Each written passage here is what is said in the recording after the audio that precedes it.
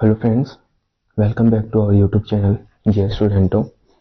So in this lecture we cover part second of water resource. In previous chapter we already covered part 1 and we studied what is water resource, what is water scarcity, what is the need to conserve water. अब इस lecture में हम ये cover करेंगे कि water harvesting क्या होती है, वाटर को कंजर्व कैसे कर सकते हैं, मैनेज कैसे कर सकते हैं, इंटीग्रेटेड वाटर रिसोर्स मैनेजमेंट क्या है, मल्टीपर्पज रिवर प्रोजेक्ट्स क्या है. ठीक है, सो लेट्स स्टार्ट.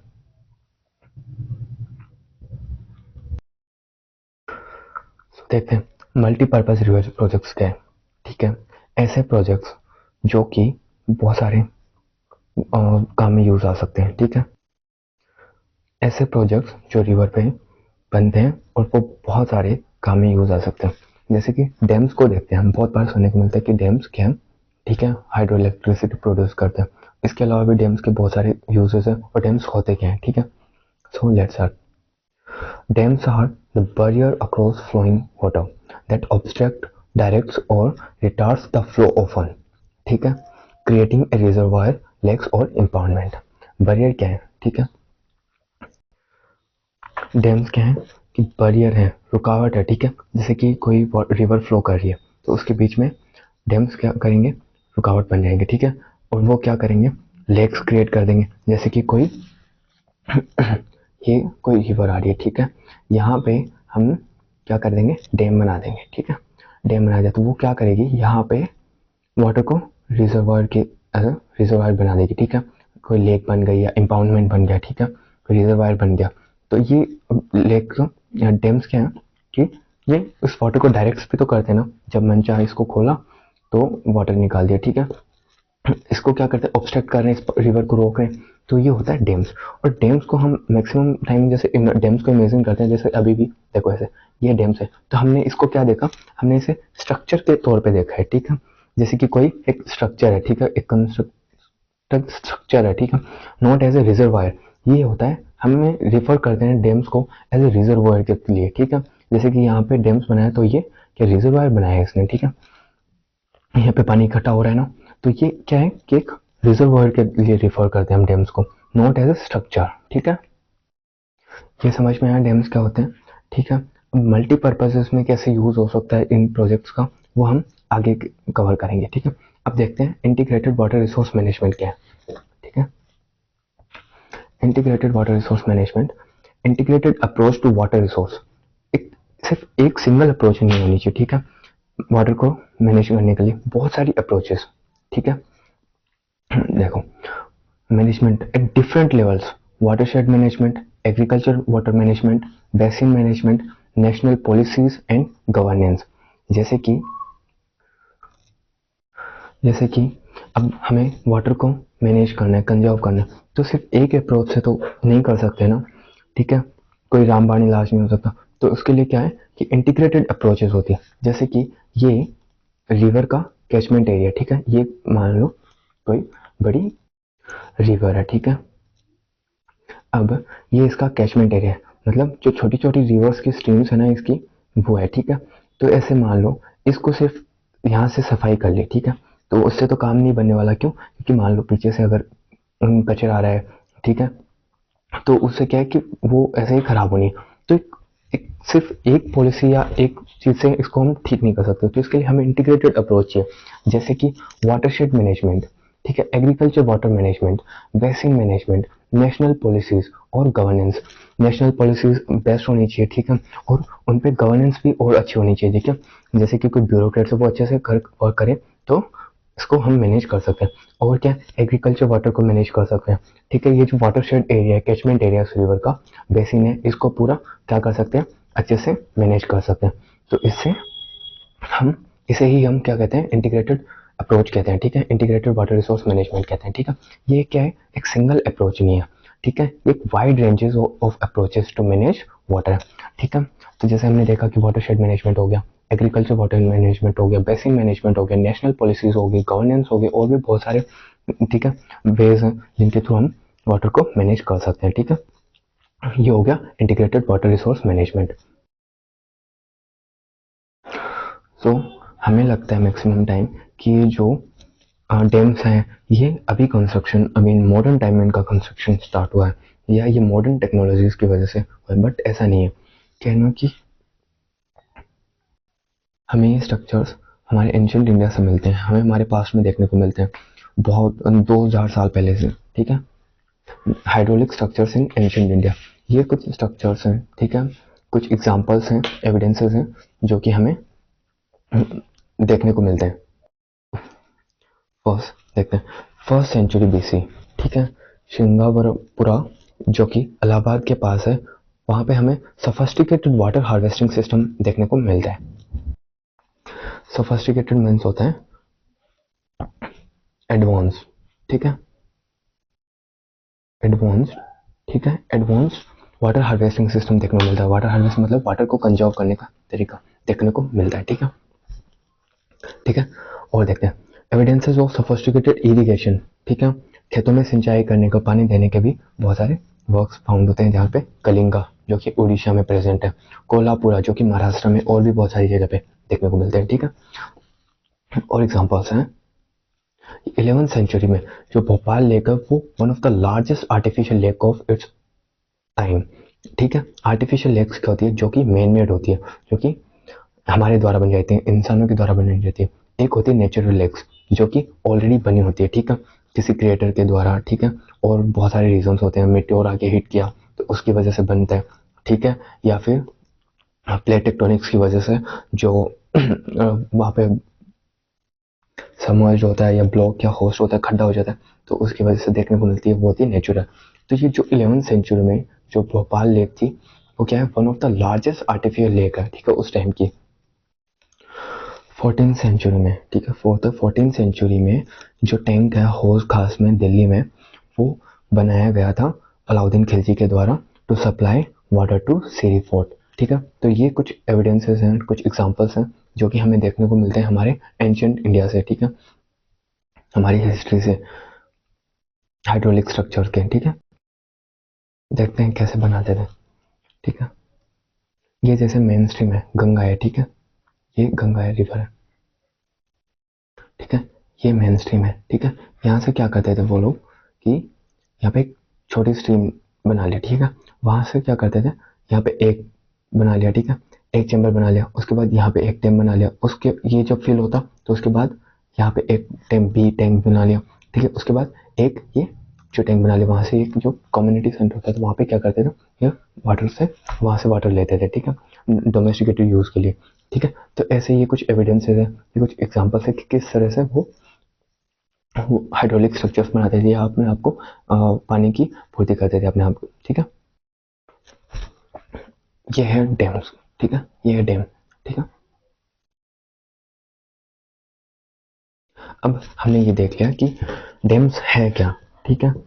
अब ये देखते हैं कि ये हेल्प कैसे करते हैं हमें वाटर को कंजर्व करने में और मैनेज करने में, ठीक है। अब हम इनको दो टाइप में देखेंगे क्योंकि 10th क्लास में जो क्वेश्चंस हैं वो भी ऐसे हैं कि डैम्स के एडवांटेजेस क्या हैं और डिसएडवांटेजेस क्या हैं, तो हम इन्हें उस हिसाब से देखेंगे, ठीक है। तो ये कुछ एंशियंट रीजंस है जो एंशियंट में हेल्प करते थे, ठीक है, एंशियंट पीपल्स की हेल्प करते थे, ठीक है। अब ये क्या है, बिल्ड टू इम्पाउंड रिवर्स, ठीक है।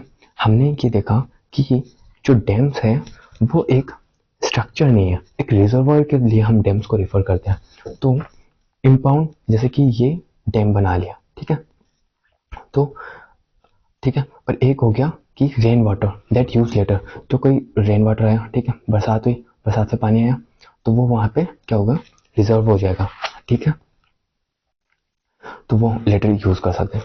और एग्जांपल्स देखते हैं, एडवांटेजेस देखते हैं, ठीक है, प्रेजेंट टाइम में जो कि हमें डैम्स की वजह से एडवांटेजेस हो रहे हैं, ठीक।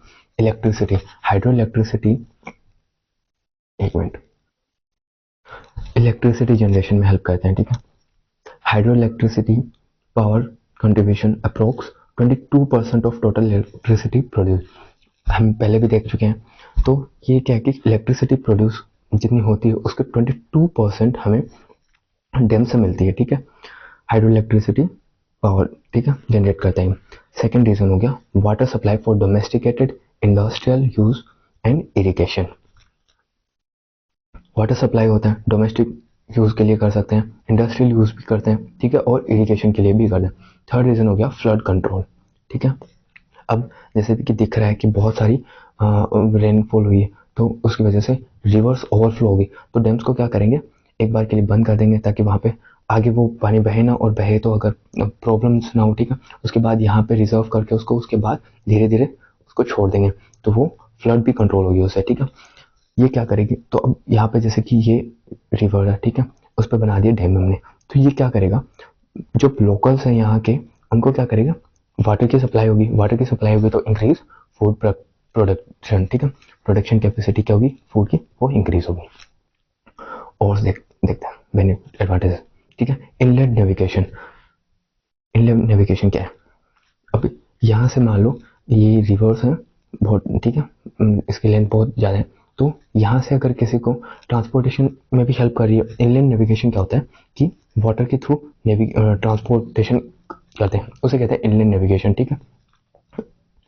तो यहाँ से ये इजी पड़ेगा और है ना, कॉस्ट इफेक्टिव भी पड़ेगा। और देखते हैं, ठीक है, इनलैंड नेविगेशन हो गया, फिश ब्रीडिंग हो गया।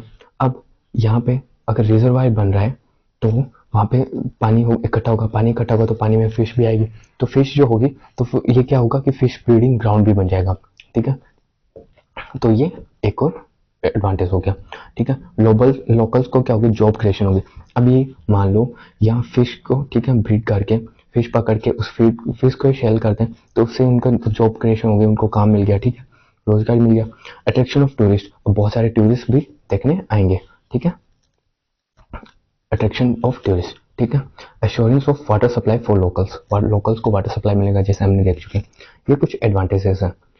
अब देखते हैं डिसएडवांटेजेस क्या हैं डैम्स के। जैसे कि हम जानते हैं कि हर चीज़ के फायदे नुकसान होते हैं, तो डैम्स के नुकसान क्या है, ठीक है। Regulating and damming affects natural flow. अब रेगुलेट करते हैं हम डैम्स को, तो वो क्या करता है, अफेक्ट करने नेचुरल फ्लो को। कैसे करते हैं, देखो ये रिवर है, ठीक है, हर बार की तरह, ठीक है, ये रिवर है, तो यहाँ पे हमने डैम बनाया, तो मान लो किसी टाइम ओवरफ्लो हो गया, ठीक है, बहुत ज़्यादा रेनफॉल हो गई, ठीक है, आगे से ग्लेशियर आउटब्रस्ट हो गया, ठीक है, बहुत ज़्यादा पानी आ रहा है, तो वो क्या करेगा, उसके जो नेचुरल फ्लो है, जैसे कि इसको यहाँ से बहना था, ठीक है, यहाँ से बहना था, यहाँ पे हमने डैम बना के क्या किया, इसके नेचुरल फ्लो को क्या किया कि अफेक्ट कर दिया, तो ये क्या करेगी, यहाँ से कोशिश करेगी यहाँ से निकलने की या यहाँ से निकलेगी, तो वो क्या करेगा, यहाँ के लोकल्स के लिए भी प्रॉब्लम्स होगी, ठीक है। तो ये एक है डिसएडवांटेज है एक, ठीक है। और देखते हैं poor habitat for river aquatic life. Poor habitat कैसे होगा, जैसे कि देखो slow flow lead to excessive algae, ठीक है। अब वहां पे पानी ठहरेगा, पानी ठहरेगा तो उस पर क्या होगा कि एल्गी लगने लग जाएगी, तो वो क्या करेगी, वहां पे एक्वेटिक लाइफ को क्या करेगी, हैबिटेट को बहुत ज़्यादा प्रॉब्लम फेस करनी पड़ेगी, ठीक है। डिस्टर्ब्स लोकल इकोसिस्टम, वहाँ पे डिफोरेस्टेशन होगा, क्यों, क्योंकि डैम्स बनाने के लिए ऐसे तो है नहीं कि सीधा ईंट लगा दी, ठीक है, और वहाँ पे डैम बना दिया, नहीं, वहाँ पे क्या होगा, डिफोरेस्टेशन करना पड़ेगा, वहाँ पे पूरा उस हिसाब से सेटअप बिठाना पड़ेगा कि डैम्स सुटेबल हो, ठीक है। तो वो ज़्यादा क्या करेगा, प्रॉब्लम करेगा, ठीक है, वहाँ पे लोकल इकोसिस्टम के लिए। Cause of many new environmental movements, जैसे कि नर्मदा बचाओ मूवमेंट है, तेहरी डैम मूवमेंट है, ये सब किसके लिए, ये सब इन्हीं वजह से हुए थे, ठीक है। नर्मदा बचाओ आंदोलन, सरदार सरोवर डैम बन रहा था, उस पर क्या हुआ कि ये मूवमेंट्स हुए, तो ये भी क्या है कि मूवमेंट्स के लिए, ठीक है, मूवमेंट्स को जगह मिले, तो ये भी कॉज हो सकते हैं।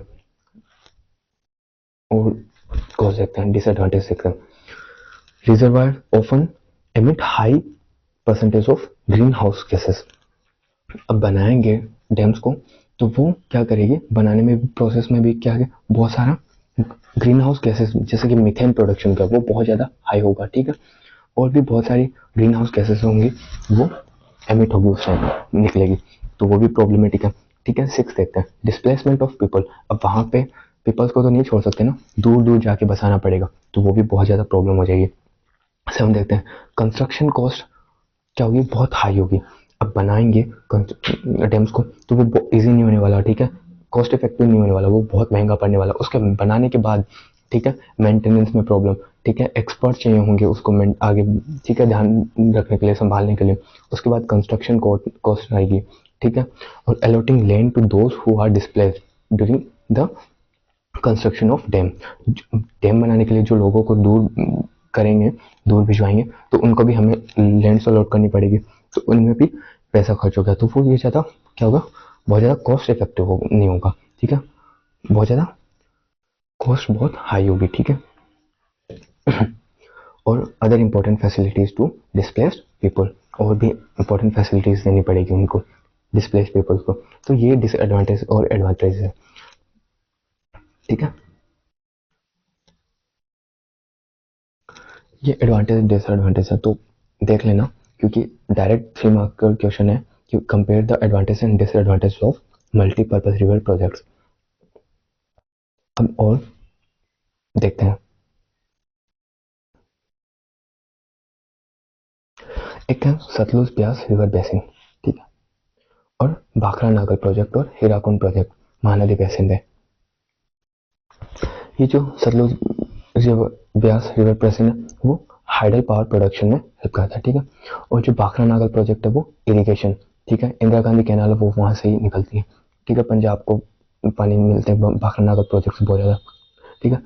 हीराकुंड प्रोजेक्ट हो गया जो महानदी पर, वो क्या करता है, कंजर्वेशन ऑफ फ्लड कंट्रोल, ठीक है, जो फ्लड कंट्रोल है उसको बहुत ज़्यादा कंजर्वेशन में हेल्प करता है। तो ये भी, तो इन वजह से हम कह सकते हैं कि सिर्फ एक, कह सकते हैं कि सिंगल इंटीग्रेटेड प्रोजेक्ट नहीं है, ठीक है, सिर्फ एक चीज़ पे फोकस नहीं कर रही, ये मल्टीपर्पज रिवर प्रोजेक्ट है, तो इसलिए हमारी वो डेफिनेशन क्लियर होती है। जैसे कि हमने पढ़ा कि क्या है कि इंटीग्रेटेड वाटर रिसोर्स बने, बहुत सारे अप्रोचेज हैं इनको स्टार्ट करने के, ठीक है, ये मल्टीपर्पज रिवर प्रोजेक्ट्स हैं, मल्टीपर्पज के साथ इनको बनाया गया है।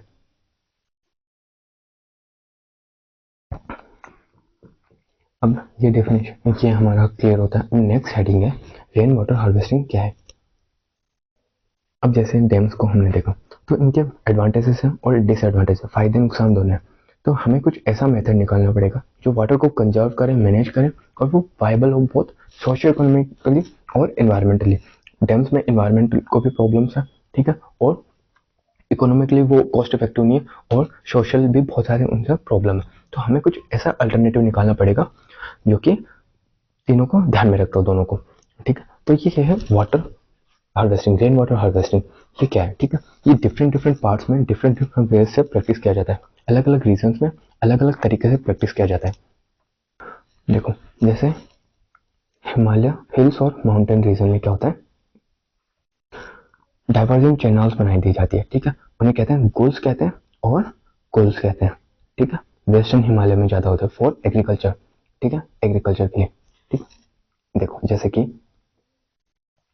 ये मेन रिवर है, मेन रिवर है, ठीक है, मेन रिवर है, तो उसमें से क्या है कि छोटे छोटे चैनल्स डिवाइड कर दिए जाते हैं, ठीक है, निकाल दिए जाते हैं जो कि हेल्प करते हैं एग्रीकल्चर के लिए, ठीक है। तो ये हो गए, इन्हें हम कुल्स कहते हैं, ठीक है, ये हो गया, हम कुल्स कहते हैं और कुल्स कहते हैं। अब देखते हैं अदर पार्ट्स में।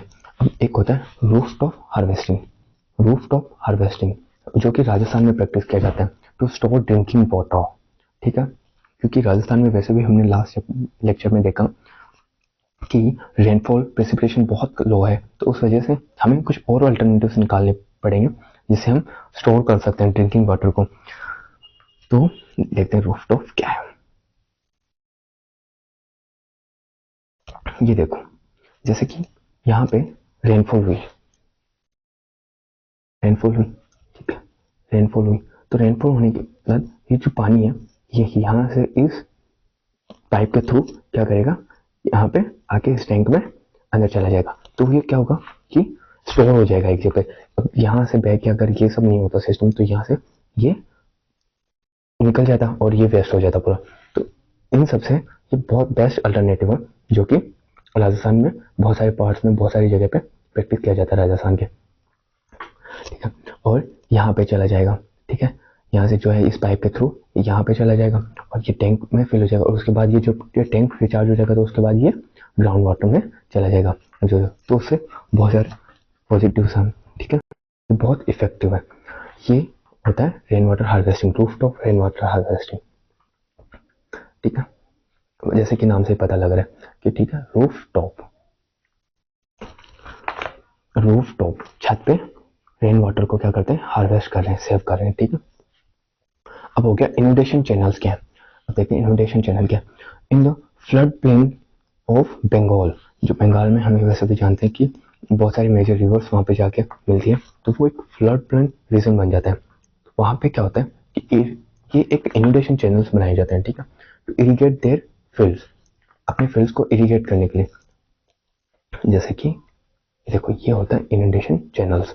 अब वैसे ही ये कुल्स और कुल्स की तरह ही है, बस इन डिफरेंट वेज में इनको नाम से पुकारा जाता है, बट इसमें थोड़ा सा ये है कि ये रिवर स्ट्रीम से छोटी छोटी नालियां नले बना के क्या करते हैं, पानी को डिफरेंट पार्ट्स तक पहुंचाते हैं, ठीक है। तो ये फील्ड्स अपने जैसे कि खेतों को देंगे तो ये वो फ्लड के थ्रू वाटर पानी जो वेस्ट होना था वहां से बच जाएगा वो पानी।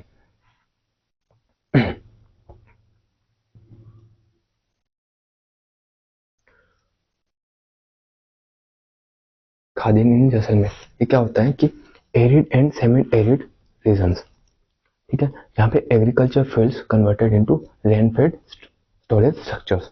अब देखो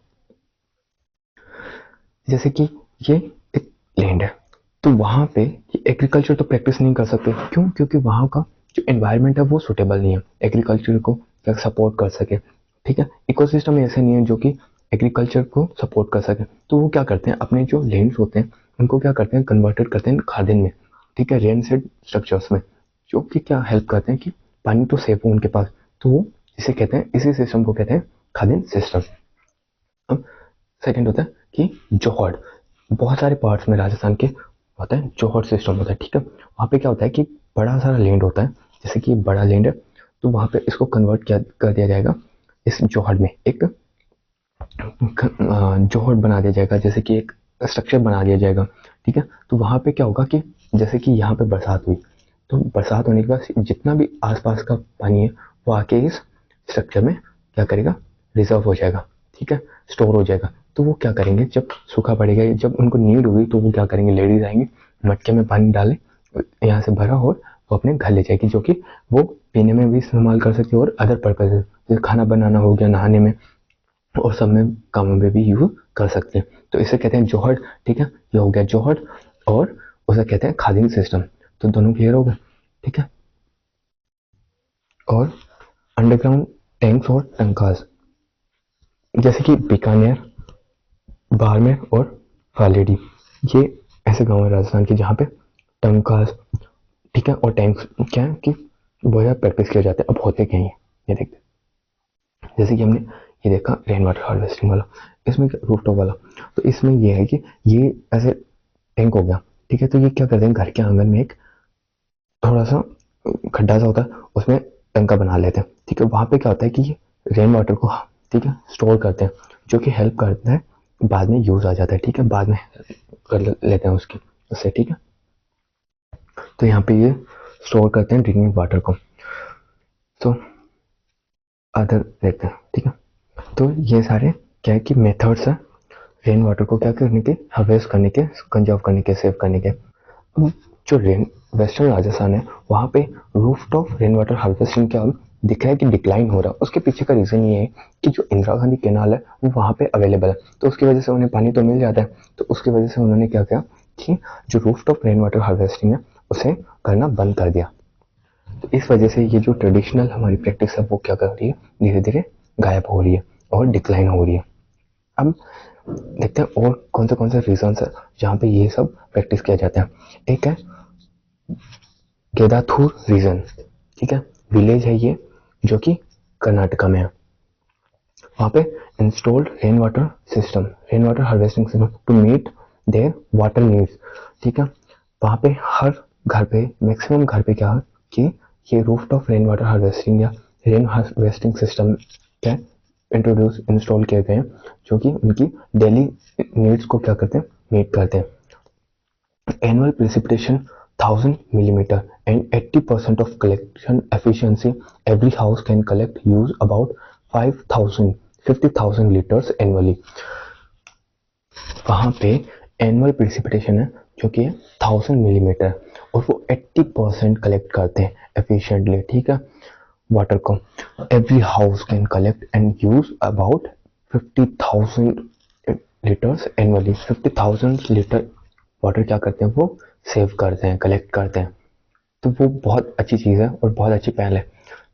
और अराउंड वहाँ पे 200 हाउसेस हैं जिनका नेट अमाउंट होता है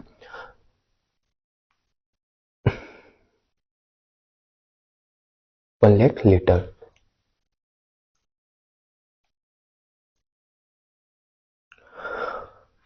तमिलनाडु एक फर्स्ट स्टेट है इंडिया में जिसने की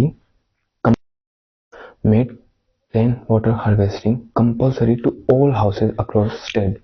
हर स्टेट में हर एक हाउस को क्या होगा, कंपल्सरी है रूफटॉप रेन वाटर हार्वेस्टिंग करना. और अगर कोई डिफॉल्टर है तो उसके लिए पेनल्टी भी है. ये फैक्चुअल डाटा है जो कि हमें याद होना चाहिए, पता होना चाहिए. कभी भी 1 मार्क का क्वेश्चन में मिल सकता है, एमसीक्यू में. अब अनदर मेथड है bamboo drip irrigation system. From 200 years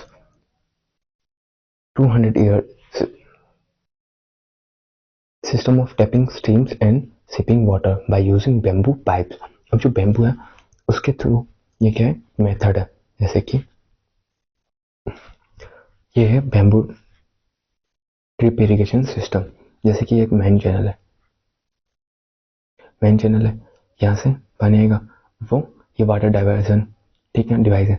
यहाँ वाटर इधर चला जाएगा. उसके बाद से सब चैनल है यहाँ से. उसके बाद ये होल्स हैं, ठीक है. यहाँ से पानी आने के बाद जितना जैसे लिमिटेड अमाउंट में पानी अगर ऐसे खुला छोड़ दे तो वो बहुत ज़्यादा पानी क्या होता, लैंड को मिलता. जिससे कि पानी को भी प्रॉब्लम होती, पानी रिलेटेड प्रॉब्लम्स भी फेस करनी पड़ती इनको. और लैंड भी क्या होती, डिग्रेड होती, इरोड होती, ठीक है. तो ये बेस्ट सुटेबल मेथड है, cost effective, environment effective method है, ठीक है. जैसे कि होल्स है तो जितने पानी की नीड होगी उतना ही पानी दिया जाएगा.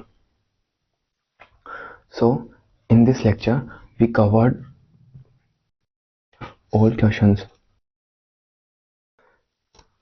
हमने इन पार्ट फर्स्ट और पार्ट सेकंड में ये पूरा चैप्टर कंप्लीट कर लिया.